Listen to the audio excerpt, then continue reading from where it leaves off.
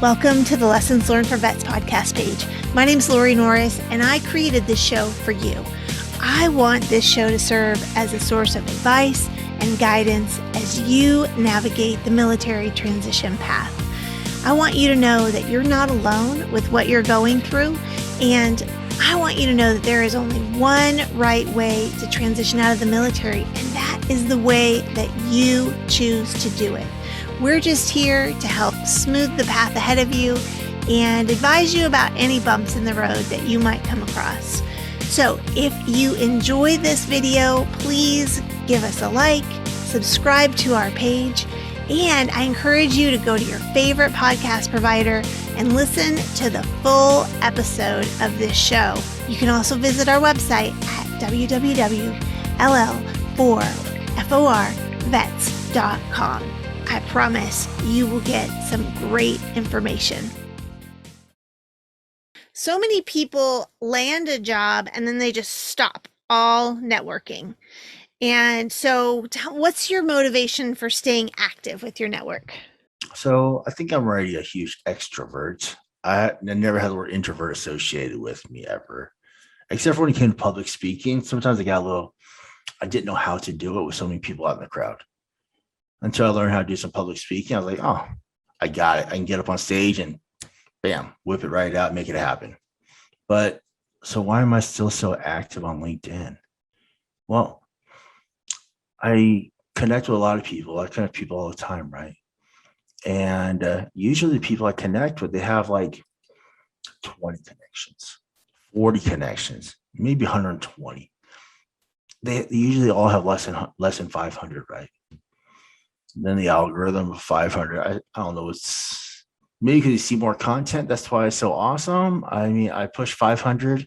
I like to challenge a lot of people to get to 500 within like 2-3 weeks, so they can get out of the comfort zone kind of thing and learn how to connect to people, random people that they may not know. I'm a firm believer in everyone knows someone who can help you. You just got to know how to reach out to that person and ask a question.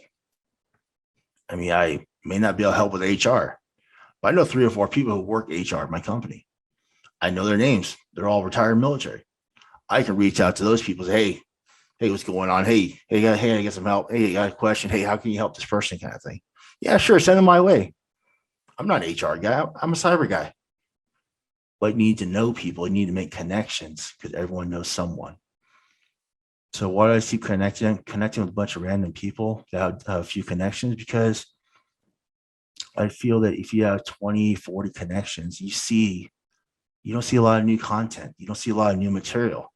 So then you're turned off right away by not wanting to get on LinkedIn because you can see the same stuff from 4 days ago. Like, man, this is boring. I'm just scrolling. I see nothing special, whatever. I don't have time for this. Let me go somewhere else. But then I connect with them and I start, hey, man, what are you doing? Hey, when was the last time you did this? Hey, you thought about this? And I start, like, so some people ask, hey, Tom, can you help me? And I'm like, yeah, sure. And then I like to say, how do you want me to help you? Do you want me to be a fire hose with you? Or do you want me to slowly work with you? I can do both. I prefer the fire hose method just because you get it all out at one time. You can keep on getting it all at one time. You keep on. It's like you come back, you ask one question, you get 20 more ideas with that one question because there's so many different rabbit holes a person can go down. Or they may not even think about it, or they've heard about it, but until someone actually talks about it and someone actually mentions it, it doesn't really seem like reality. It doesn't really seem like that's really a thing. Well, as one person said it, whatever. But then if I repeat something that they may have heard, and then they're like, oh, man, you got to talk to someone, but man, hey, can you tell me more of that? I'm like, sure. So this is what this is, this. And I usually say a lot of things in my opinion. Mm-hmm. Because it's in my thought process, my opinion. Granted, it can be the same opinion as 50 other people. But I always say, in my opinion, this is what I would do if I were you. These are things I did not do. These are things you could, should, may want to do. And I just go on that little method. And I think you mentioned the easy button, and that seems to be one of the things as I'm throughout the years talking with the soldiers and everything about their transition is that, well, I've served in the military. So I'm going to get a job. I'm highly marketable, to only find out, wait a minute, you're missing some pieces to the puzzle. It reminds me of the TAPS process, where I got to know the TAPS individuals at Fort Gordon very well. And as a soldier was saying, I'm getting out, I'm going to separate from the service, the first thing I would ask the TAPS personnel to do is put them in the finance brief first. Let them run through that financial process. And some of them came back pretty quickly because they realized, wait a minute, I'm just not financially, I'm not ready to get out. I thought I was better off, but I'm also seeing now is like, what am I worth?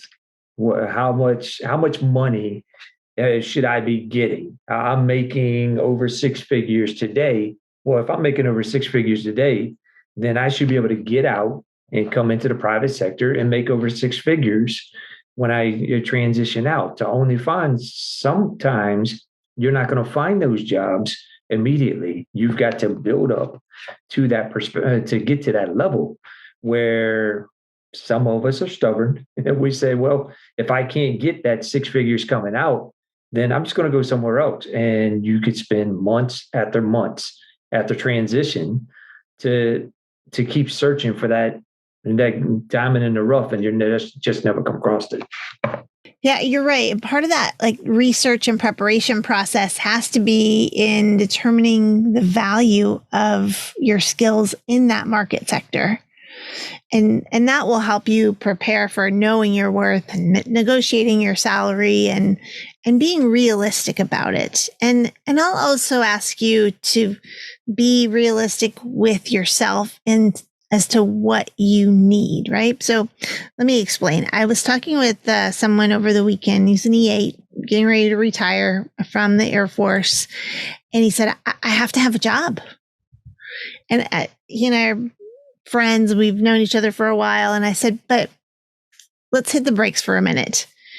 If you don't have a job immediately, is you going to lose the roof over your head? Is your family going to starve?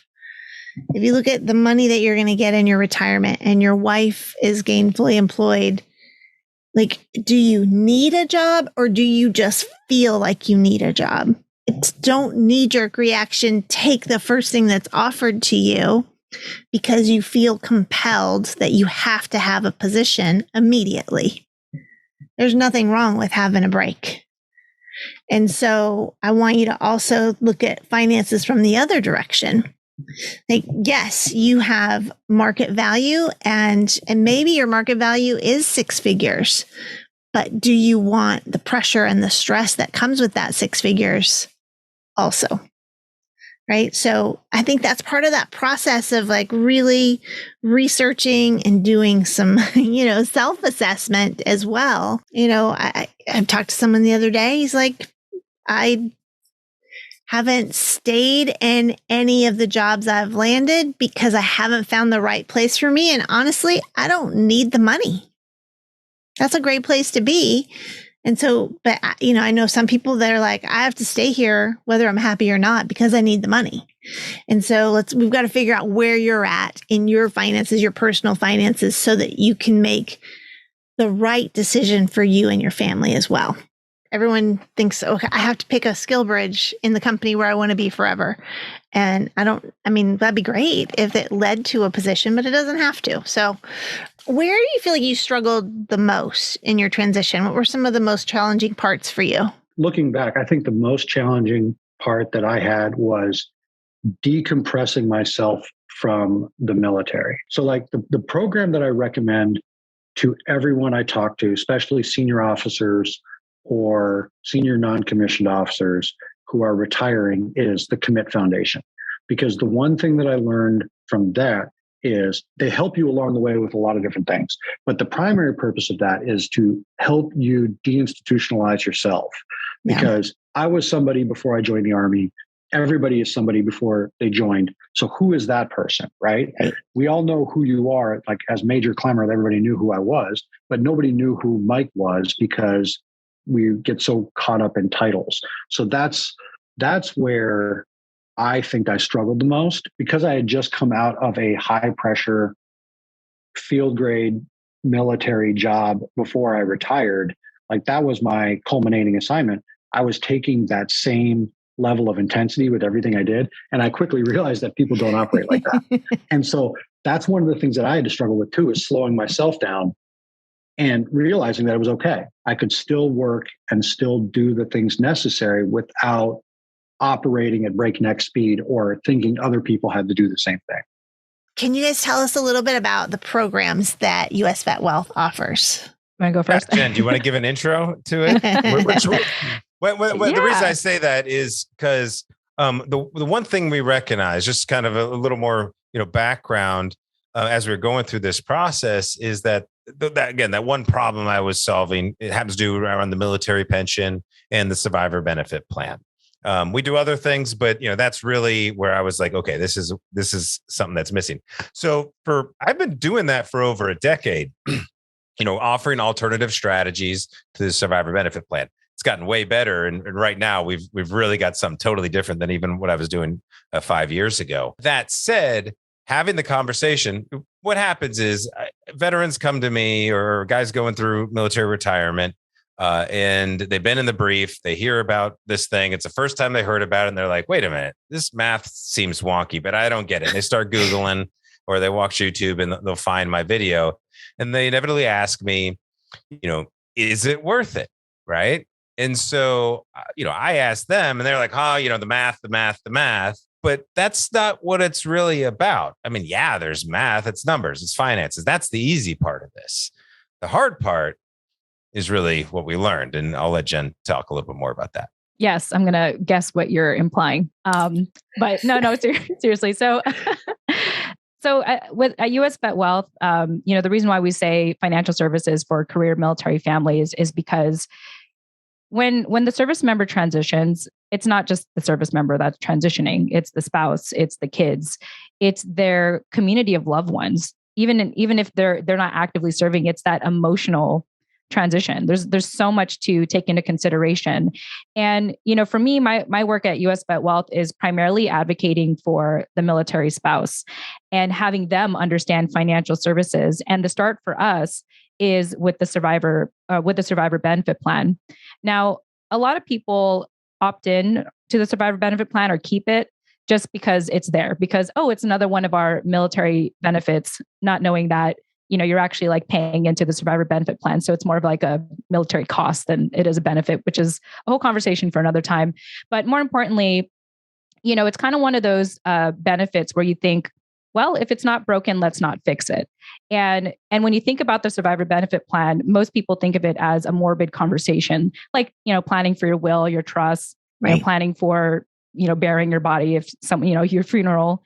And most people just don't want to think about it. And because, in the military life, it's pretty rough. You're constantly relocating, you're constantly having to establish a new normal. And you're also, especially for the spouse, you're trying to find a sense of purpose and calling in all of that craziness. And so, most of the time the family is focused on that short-term goal of that next paycheck, that next duty station, that next, whatever is coming up in the next 3 to 5 years, so much that it is very easy to put off this. And the reality, though, is that when it comes to the survivor benefit plan, it's really up to the spouse to sign out of it. If he or she or they don't like it, they have the option to, opt out with their own signature and get it notarized and opt out. But again, because there's this taboo topic of talking about death, which, in our company, we actually say it's more than a conversation than death. That's like the first part of it, but that's not the end goal of the survivor benefit plan and what we want to say about it. Yeah. And so part of what we do is we educate on the survivor benefit plan, because if the spouse can understand, if they can understand and make a confident and informed decision to keep or opt out of the plan, then that opens the door to talk to them about long-term financial planning. Yeah. So, I mean, what it really comes down to is, again, the job is about money. The benefits are about money. As we're coming out during military retirement, that whole process is, how am I going from this paycheck to that paycheck? We get that, it's going to happen. What fascinated me as someone in the financial world trying to look at all this stuff is I realized, if this is all about money, then why are the checklists for guys going through retirement, for everybody going through retirement, just so long? And just one little line on there is this SBP thing. And the financial ramifications of that one line are in many ways greater than what a second job would be. Yeah. But you can't barely even get to it, let alone finding out about it and then realizing it's this whole insurance thing. And I got to understand all this new stuff. That's why we created the spouse benefit plan to tell people, like, listen, we've listened to all those things Jen just spoke. Like, we get it. We've listened to hundreds at this point. I've talked to hundreds of military families going through this process. And again, the math is actually quite easy. And that comes down to, can you even qualify for an alternative? If you can't, then thank you that we have the survivor benefit plan. It's awesome. Right. Thank you. It's there. I don't want to get in a fight on Facebook groups like, oh, they shouldn't do this or that. It's like, no, but you should know options if there could be things that would be better suited versus the one size fits all. So that's what we want to bring to the table, is another opportunity for learning more, maybe using a different type of strategy or savings vehicle or whatever. Yeah, that's part of it, of course. That's what our business is about. But at the end of the day, we just want people to make sure they know what they have. Yeah. And I want to add upon that, we believe that it's better to know than to not know. And, yes, we've been talking a lot about money. I know that for some people, if you keep hearing the word money, it's just going to kind of go over your head. You're like, yeah, I get it. But really what this is about buying your time back. When you transition, it's about like that time that you had to sacrifice because, even for the spouse to be mentally, emotionally preoccupied with just the day-to-day operations of, military life. And then of course the kids feeling neglected, and then the service member not being home. It's like, there's just total neglect on all fronts. And part of what we hope to do is in helping you understand your long-term financial planning, starting with the survivor benefit plan, you can buy your time back. You can buy your time back with your family, with your kids, with yourself, as a service member who just is single and maybe just wants to take off for a while in post-military life. The point is that we just want you to know. We think it's better to know than to not know, rather than to say, if it's not broken, don't fix it. Because with that kind of attitude, it may actually cost you more in the long run. And unfortunately, Scott and I have, just like he said, we've listened to many stories. One that I could think of top of mind right now, where, they, for example, decided to keep the SBP, but in the very end, it ended up being awful. It turned out being awful when they finally needed a quote unquote cash out, And so just to have that knowledge and understanding and knowing full well that you're like, this is what I'm choosing because of A, B, and C. If you can argue why you're keeping it and you can out argue us in a sense, then good. Then you obviously need it, Yeah. But if you can't, then I think that it's worth having that conversation with us. Hey, thank you for watching the video today. Have you subscribed to our channel yet? Did you leave us a comment? Have you listened to the full episode of the podcast on your favorite podcast provider? We sure would appreciate it if you would do all of these things to support us today.